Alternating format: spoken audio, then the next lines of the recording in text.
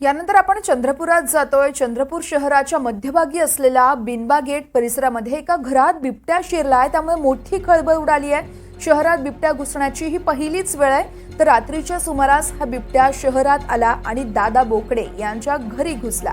सकाळी 7 वाजताच्या सुमारास तो काही युवकांना देखील दिसला होता।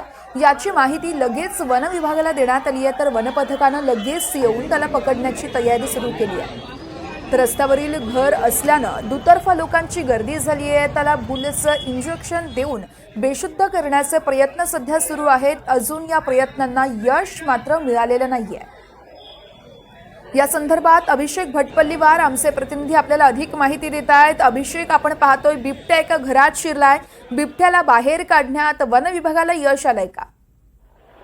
नक्की वरच्या चंद्रपूर शहराच्या मध्यभागात असलेला हा जो बिंबा गेट हा परिसर आहे। या परिसरात एका घरी बिबट्या शिरल्याने मोठी खळबळ या परिसरात उमटली आहे आणि चंद्रपूर अनेक लोकांनी बिबट्या बघण्यासाठी मोठी प्रचंड गर्दी केलेली आहे। वन विभागही या घटनास्थळावरती दाखल झालेला आहे आणि बिबट्याला बेशुद्धचं इंजेक्शन देण्याचे प्रयत्न आणि त्याला बेशुद्ध करून त्याला ट्रँग्युलेट करण्याचा प्रयत्न वन विभागाकडून करण्यात येत आहेत। या विधानसभेतील आमदारही किशोर जोरगेवार हे या ठिकाणी दाखल झालेले आहेत।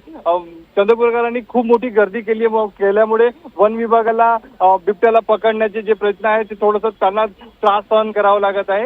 तरी त्यांचे जे प्रयत्न आहे मोठे प्रयत्न करत आहे वर्षा। निश्चितच अभिषेक, त्यामुळे लवकरात लवकर बिबट्याला रेस्क्यू केलं जाऊ शकतं। या संदर्भातले सगळे अपडेट जाणून घेत राहू। तुर्तास धन्यवाद।